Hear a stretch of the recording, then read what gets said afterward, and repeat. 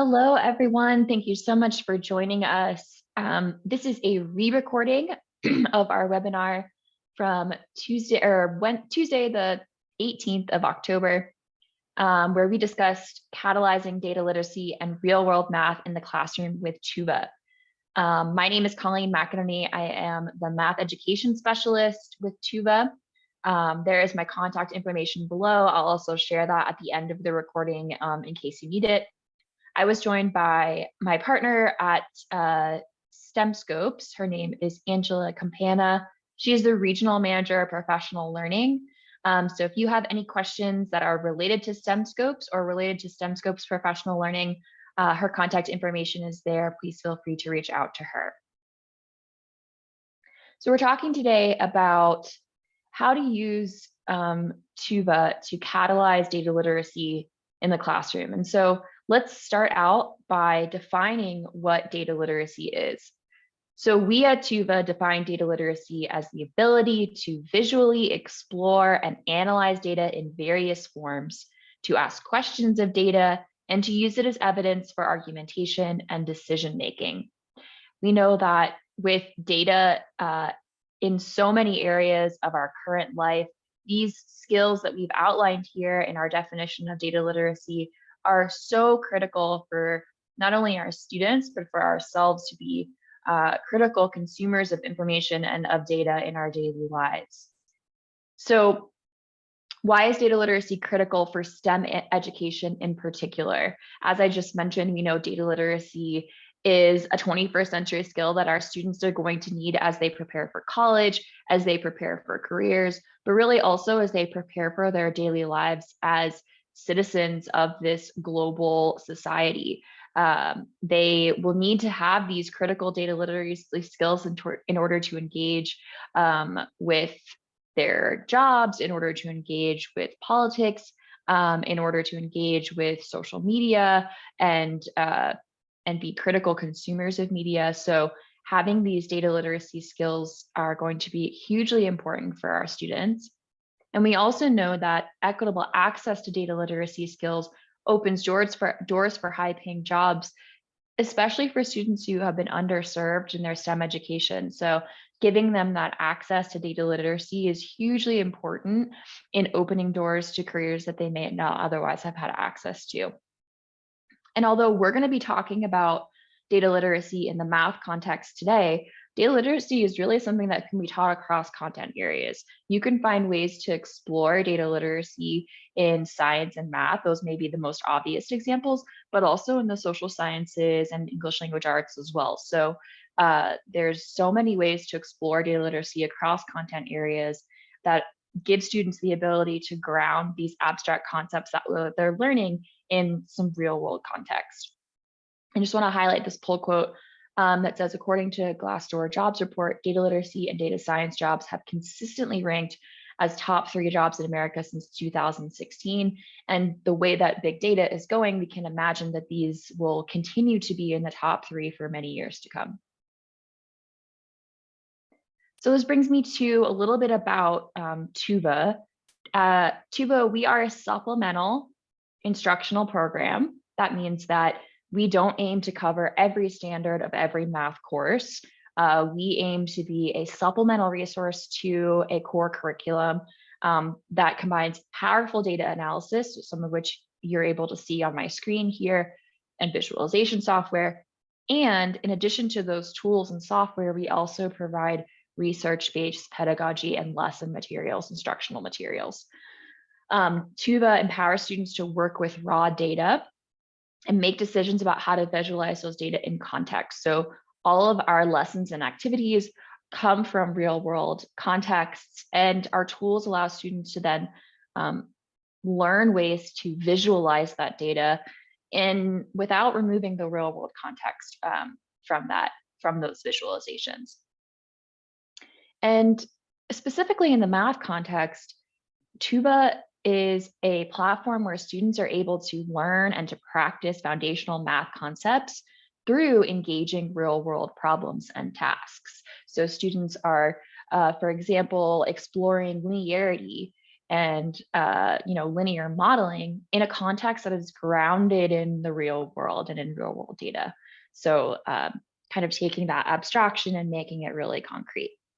If you'd like to learn more about Tuba and our vision, you can go to tuba.la/about, or if you want to go ahead and pause and take a screenshot or take a picture of that QR code, it'll take you to our About page where you can learn a little bit more about our vision for education.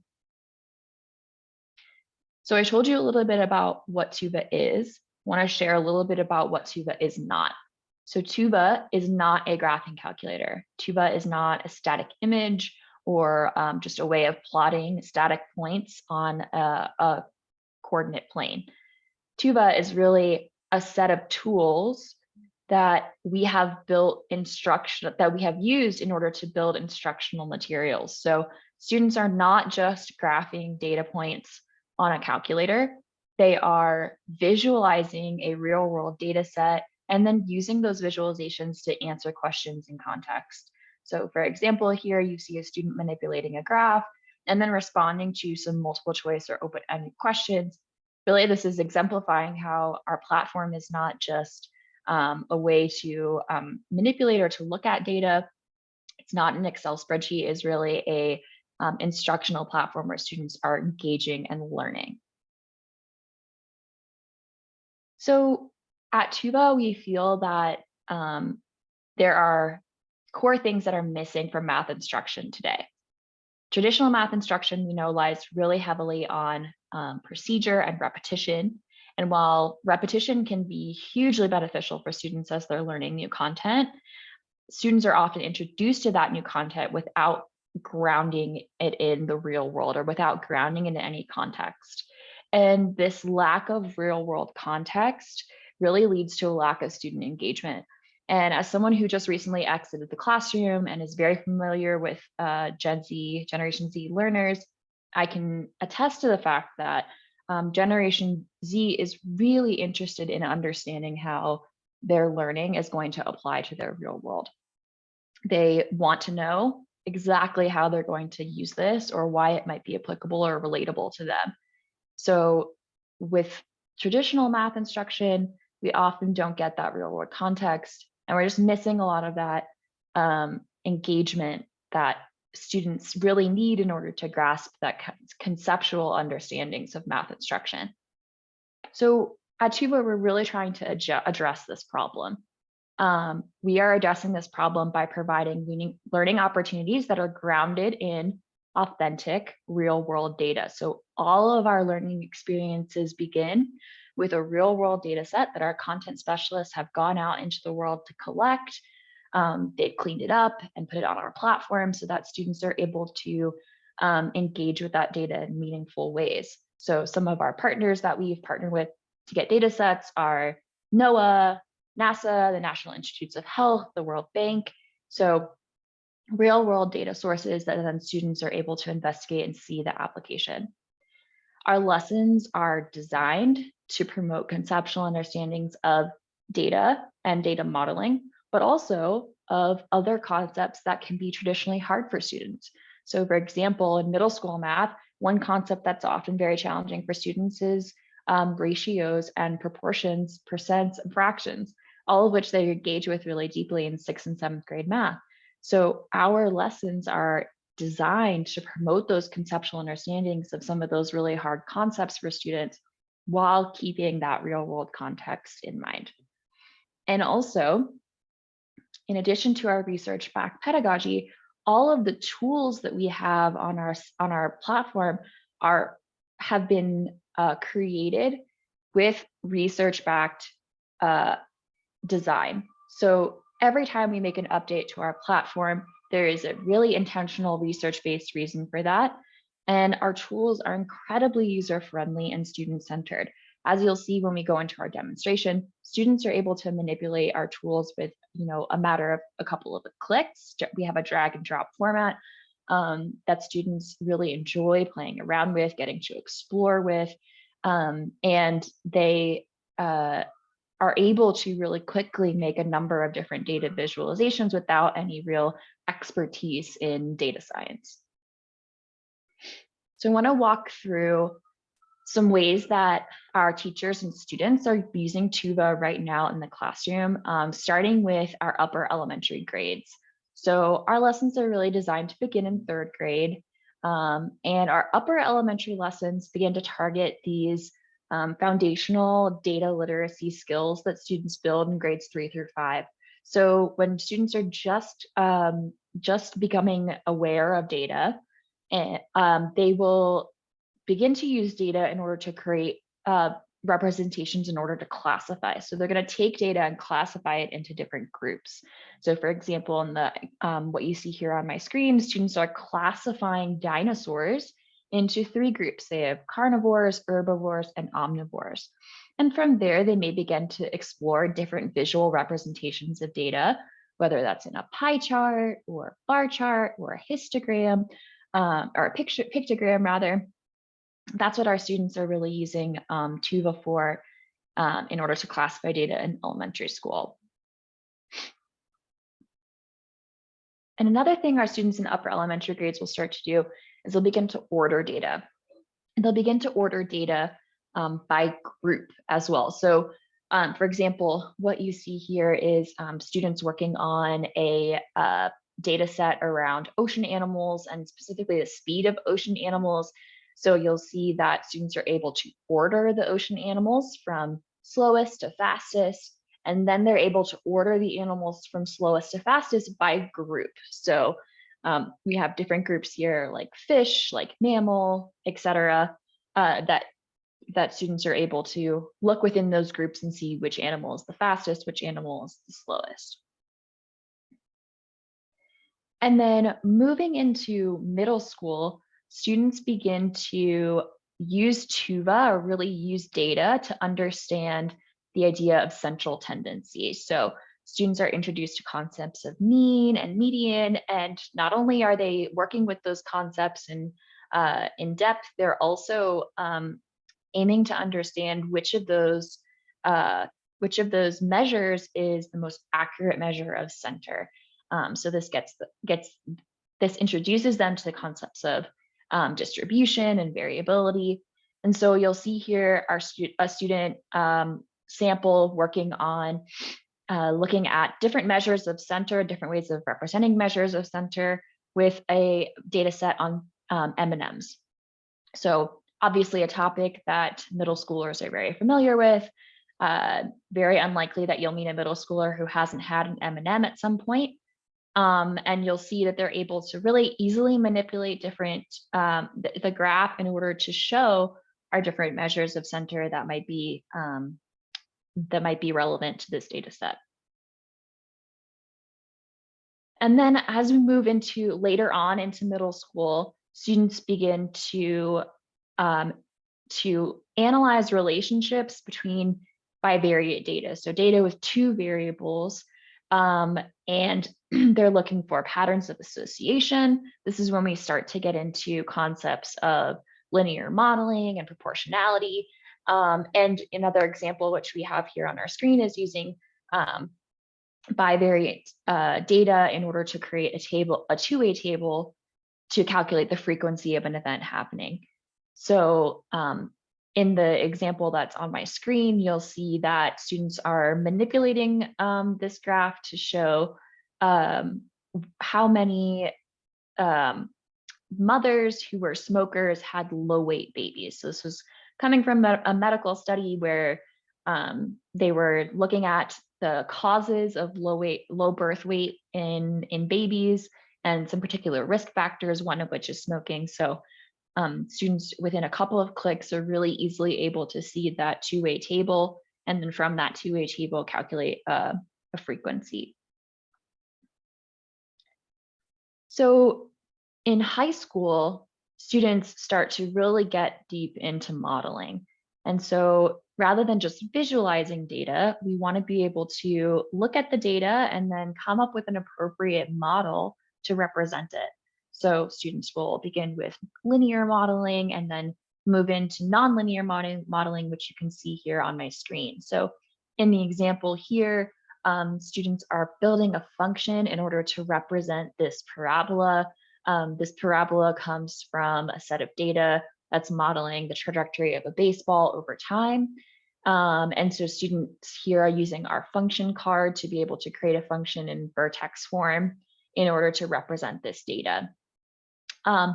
Later in high school, students also use TUVA in order to investigate concepts related to shape of a distribution, spread, center of a distribution, etc., which leads us into AP statistics. So students in statistics and AP statistics really get to dig into our tools for things like standard deviation, random sampling.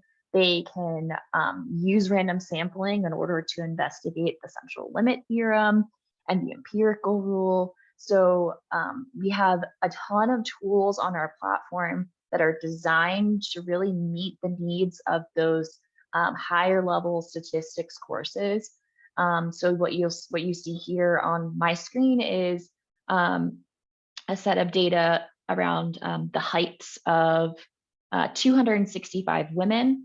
And students in this example are investigating whether the distribution of this set of data is normal. So they'll look at standard deviations and decide on or investigate concepts of normality. So we've talked a little bit about the different ways that teachers and students can use data, or some examples of how they can use data across grade levels. So I want to share a little bit with you about what type of learning experiences exist in our content library. So we have two types of like learning resources separate from our data sets. I'll talk about our data sets last. The first type of learning experience that we have is an activity. You can see activities on our screen or on our site represented with that little icon that you see there. And activities are really ways for students to explore and engage in inquiry around a data set, and then use that inquiry in order to answer questions and really deepen their learning. So in activities, students are given a graph, like a blank graph that they're able to manipulate. They can drag and drop attributes to our axes. They're given a set of directions in order to do that. And then based on those directions and what they find in the data, they're able to answer some questions. We will do a demo of an activity in just a few moments, so you'll get to see a little bit more of what that looks like in a moment. Our data stories are where students are given a preset visualization of data. So they aren't necessarily manipulating the data themselves. They're given sort of a static either image or graph that they're looking at based on a real world data set. And they're asked to really interpret or engage in sort of a notice and wonder or a claim, evidence, and reasoning framework in order to answer some questions. So we think that these data stories are much shorter activities that are really meant to get to that interpreting skill, data literacy skill that is so important and so critical in terms of consuming information that we might be given in, let's say, a newspaper or on the news. And then we have our data sets.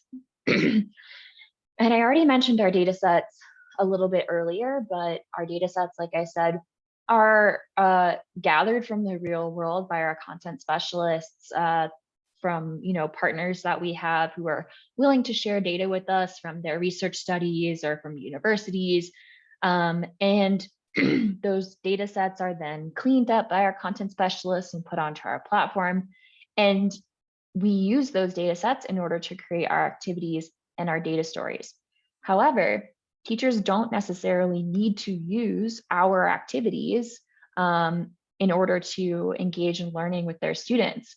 They can, if they see a data set that they think they have other uses for that we haven't already created an activity around, they can go ahead and have their students look at that data set, regardless of whether or not they're using one of our activities or our data stories.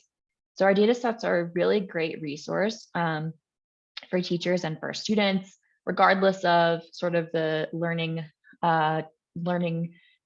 experiences that we've created around them. Teachers are totally able to create their own learning based on those data sets. I'll also mention that our activities, our data stories, and our data sets are aligned to national and to state standards. So for math, we have aligned all of our learning experiences to Common Core state standards for mathematics. And we've also begun aligning those to individual states who are not part of the Common Core. So for example, I was a teacher in Virginia, and we've begun aligning much of our content to Virginia standards of learning as well, because they're not part of the Common Core. That alignment work is ongoing and continues to be updated as our content library continues to be updated. So if something is not aligned to your state standards today, know that that is continually updating process. So please check back for that. All right, let's do a little bit of a demo. We are going to look at a couple of different ways that we can use this M&M data set that I mentioned previously. So when teachers or students land on a data set, they will have the option here to preview a little bit about that data set to learn about the number of cases and attributes and where this data comes from. So let's read about this data. These data summarize 816 measurements of M&Ms thanks to the University of Puget Sound data hoard. So this tells us a little bit about where the data comes from. We can also see the source links for this data set down here in the bottom right. So on this right side of our About card, you'll see a number of different tags that exist here. So one of the tags is the grade level. This tells you kind of which grade levels this data set is appropriate for. And then you'll see some mathematical content tags over here as well. So what these content tags mean are that these are the different concepts, mathematical concepts, that we believe can be explored using this data set. So we believe that this data set is really great for exploring measures of spread or measures of center, as well as linear relationships or linear equations. That doesn't mean that these are the only mathematical concepts that can be explored using this data, but those are our recommended ones. Okay, so when you land on a set of data, you'll see that this entire screen has shown us all of our cases randomly mixed up onto our data screen. So this is all of our cases. On the right-hand side, you'll see any activities that we have created that go along with this data set. And then over on the left-hand side, you will see what is called our case card. And our case card is basically the different pieces of information that have been collected about each data point in our data set. So I'm going to come back to our data set and our case card in just a moment. I want to show you a little bit about our activities over here on the right. So if there is an activity that we've created for a data set, you'll see it over here on the right. And by clicking on it, you can get lots of information about that activity.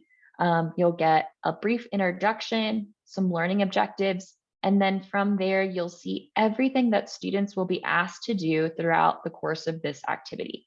So you'll see all of the directions that they'll be given in order to drag and drop things onto our X and Y axes, or our horizontal and vertical axes, and then all of the questions that they will be asked throughout the course of the activity as well.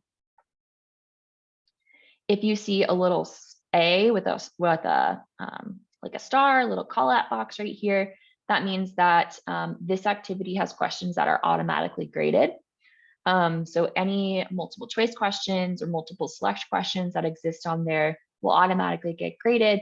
And I'll show you in a few moments where you can see where students have responded to questions and what that looks like on the teacher end in terms of grading and looking at student responses. So with this data set, there are two activities that we have created here that we believe are like the best case uses of this data set. One is targeting middle school students, early middle school students, so actually 6th grade in 6th grade standards. And the other is looking at linear modeling. So this is more of like an 8th grade standard or an algebra one use for this example. So I'm going to show you a little bit about how our 6th graders might use this tool first in order to investigate distribution and mean and median. So as I mentioned earlier, students in early middle school get introduced to these concepts of central tendency. And so they may want to explore the distribution of M&Ms. So let's just get a quick count of how many of each of our types of M&Ms we have. So we have 3 different types of M&Ms in this data set. 462 of them are plain, 201 of them are peanut butter, and 153 are peanut. Okay. If I want to reset the plot, I'm just going to click here. It's going to randomly distribute all of my cases again. So students may want to look at the distribution of mass of the different types of M&Ms. And they may notice when they do that, that we have this cluster, this sort of really tight cluster of M&Ms here. And then we have this wider spread between 1.2 grams and like 3.7 grams.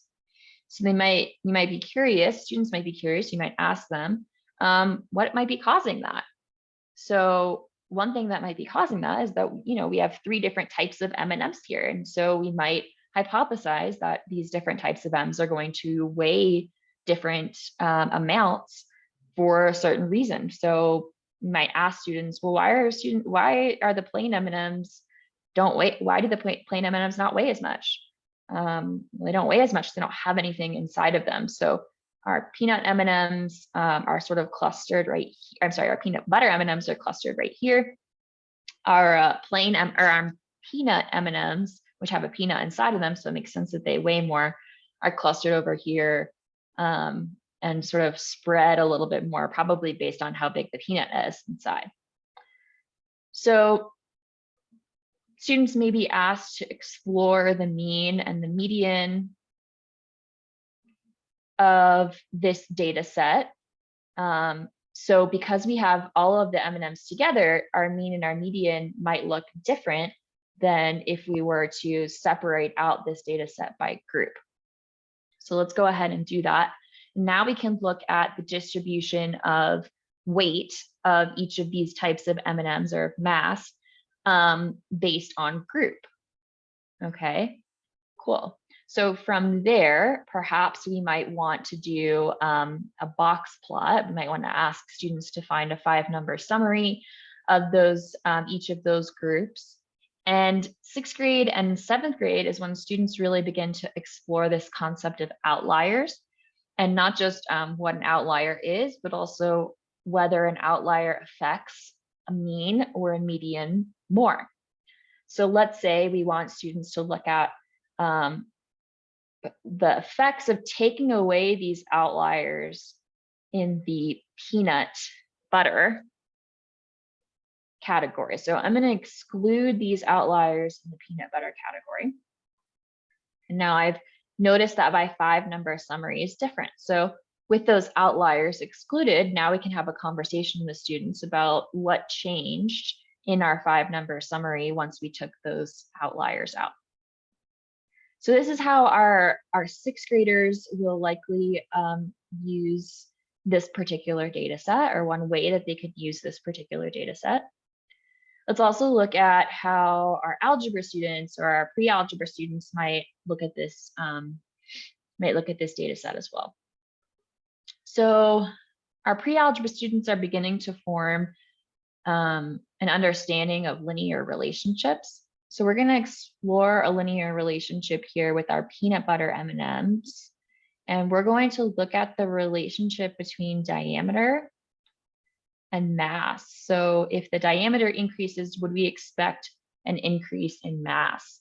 And so what we notice when we plot diameter on the x-axis, mass on the y-axis, is that there does seem to be a pretty strong positive association between diameter and mass. So we can kind of make a prediction that the more we increase the diameter, the more we will increase the mass. But we want to be able to model this so that we can say more precisely, if we increase the diameter by this amount, we can expect our mass to also increase. So let's go ahead and make a model.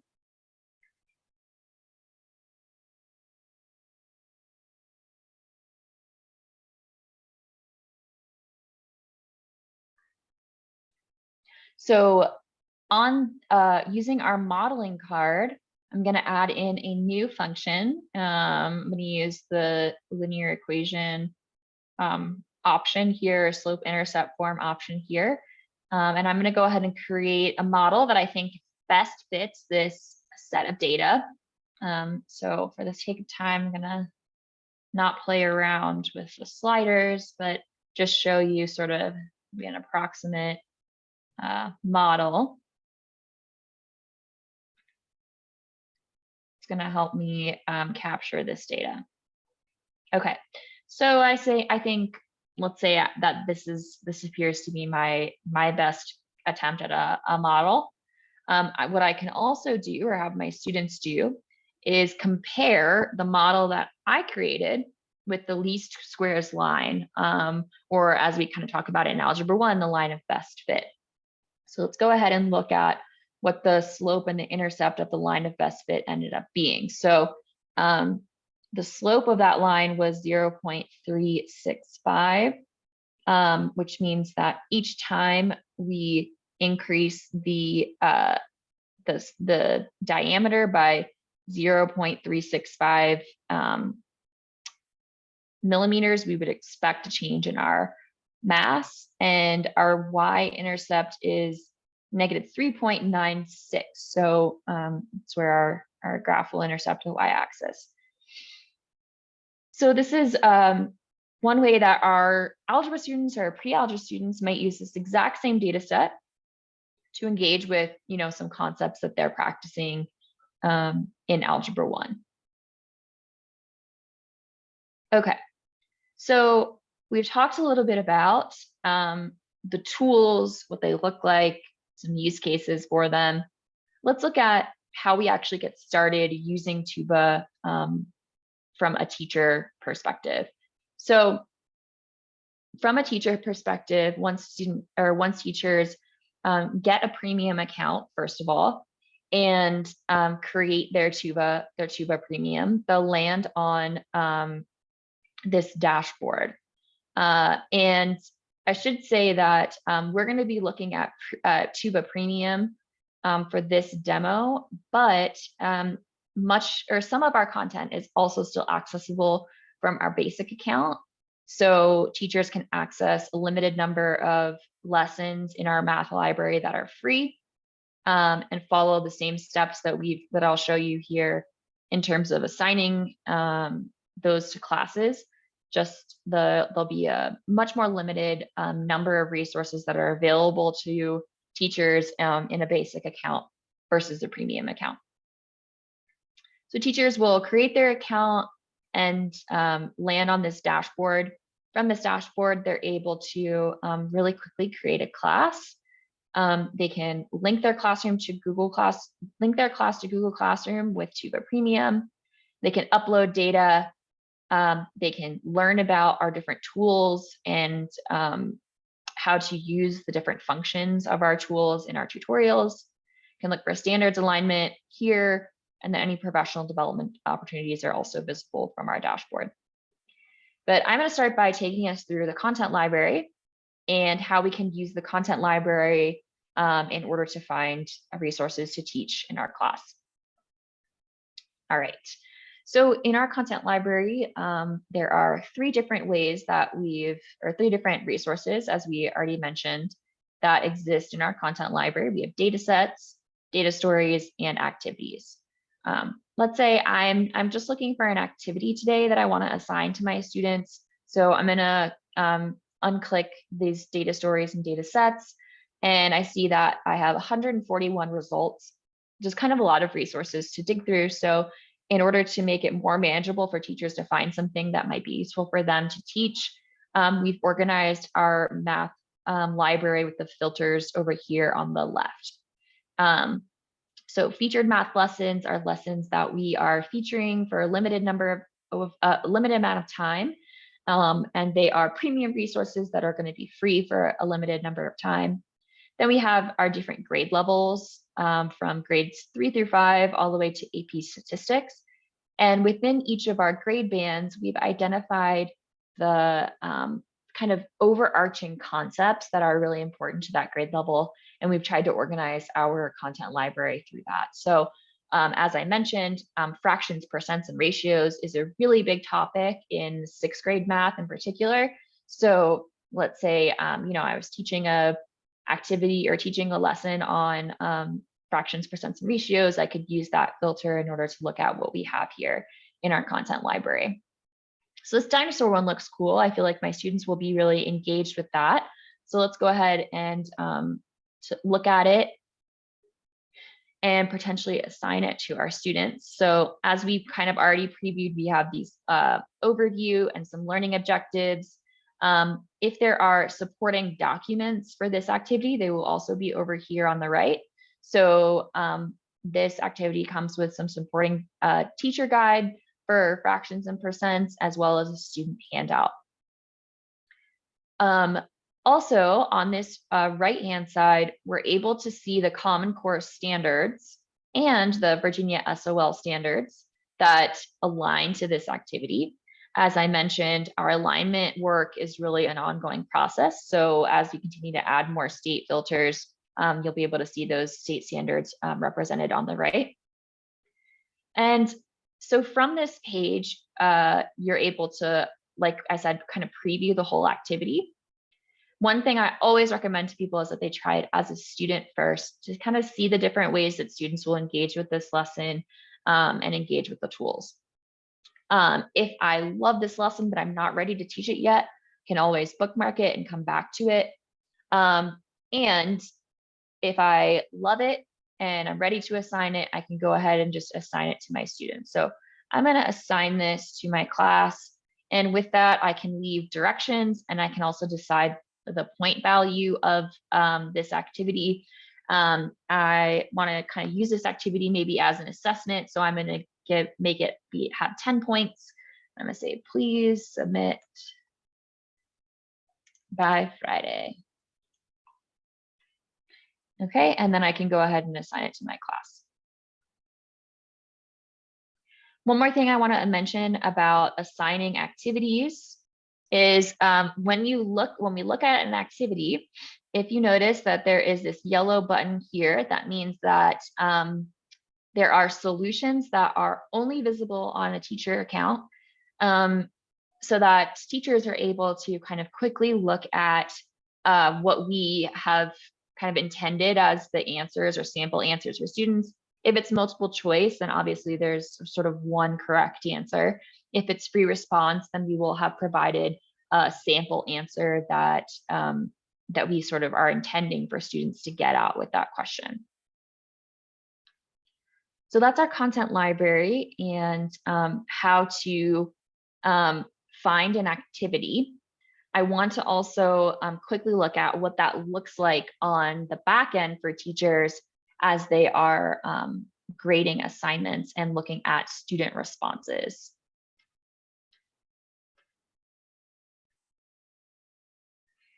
Okay, so let's look at some classes here.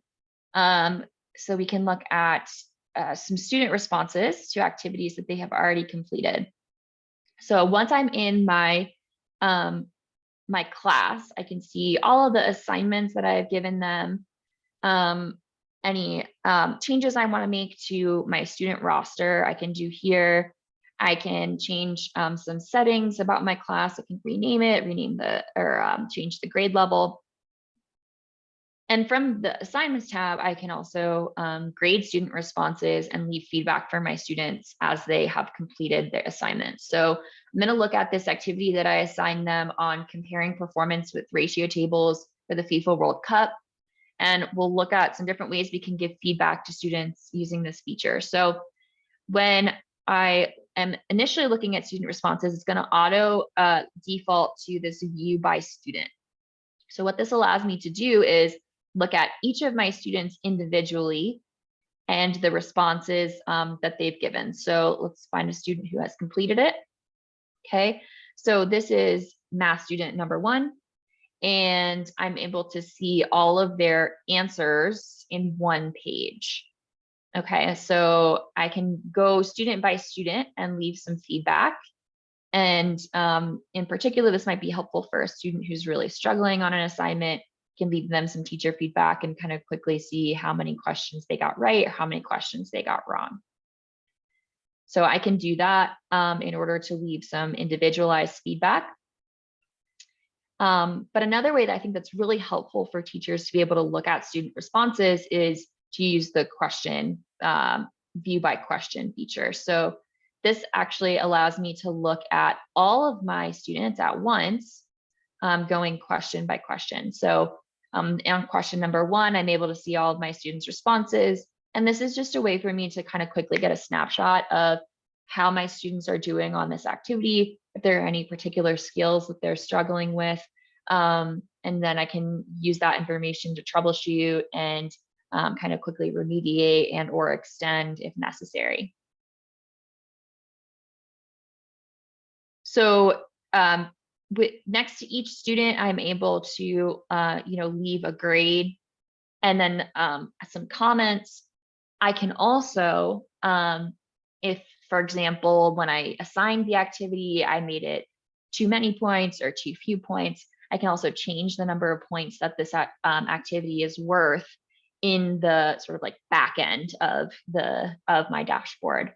So that's just kind of a quick way I can make any adjustments if necessary to an assignment.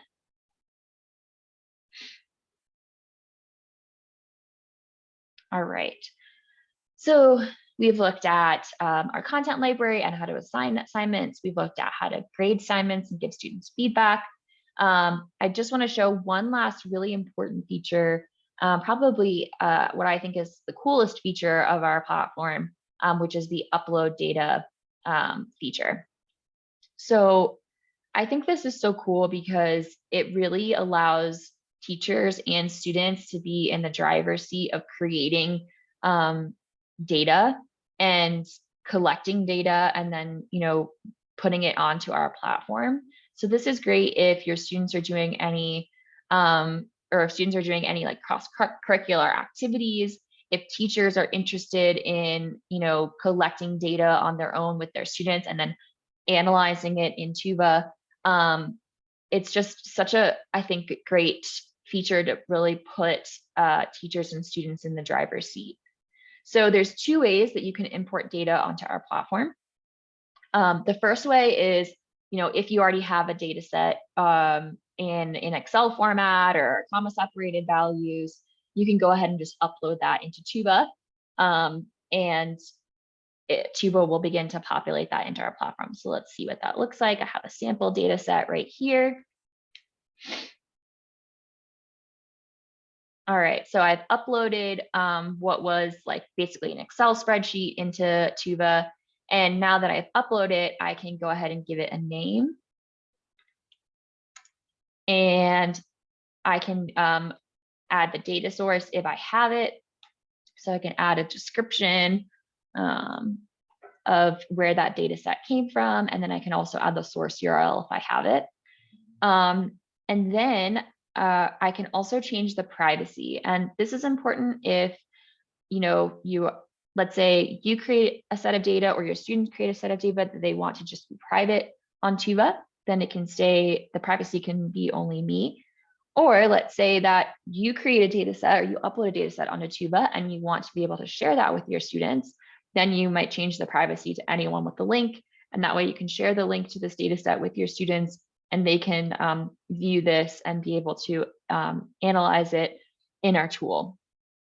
So when I opened this data set, it took all of the columns of my Excel spreadsheet and it automatically detected whether the values in that column were categorical attributes, or if the values in that column were numerical attributes, and has now shown me what these different attributes will look like on our case card before I actually import. So if I wanted to change anything about this, I could make some adjustments here. I could change the name or the description before it actually goes into the tool to be analyzed. But everything looks good to me, so I'm going to go ahead and import it here and look at all of my cases in the tool. So these are all 189 of the cases that I had in my data set, all mixed up on the tool. And I want to just take a moment to point out a feature of our tool that is really unique to Tuba, and that I think in addition to like this upload data feature is something that really helps to drive home an understanding of what a data point is in a data set. So our tool has this feature where all of the data points are linked are visually linked within our tool between our graph, our table view, and our case cards. So let me show you what I mean. So I have told you already, this is randomly mixed up set of data. I could, keep randomly mixing it up as many times as I want. But let's say I click on any piece of data on our graph. Okay, so I've randomly clicked on case number 78. And what's happened is case number 78 has now been brought up in our case card. And it's also been highlighted in our table view. Okay. So this case, if I wanted to look at the table view, I could see all of the different attributes in a table view of this case. That can get really overwhelming when you have as many content or columns as I have. So we can also see in the case card all of the different attributes of this case number 70. Oops, I changed the case by accident. Here we go. Here's case number 78. I can see all of the different attributes of case number 78 in our case card. So case number 78, was this a low birth weight? Yes, this baby had a low birth weight. Mother's age was 25. She was not a smoker. No history of hypertension. So and then I can see the baby's birth weight here. So by clicking on that, I can get all of the information I want to know, or all of the information that was collected about that data point in our case card. And I could do the same thing if I were to click on another one. Now I've clicked on case number 39, and case number 39 has now been highlighted in my case card. So I think that the way that our tool has linked all of the different views of our data points is really powerful to help students understand kind of what a data point is, and then therefore like what a data set is. All right, so this is one of the ways, as I said, for how we can upload data. Another way is that let's say your students are currently actively engaged in collecting data.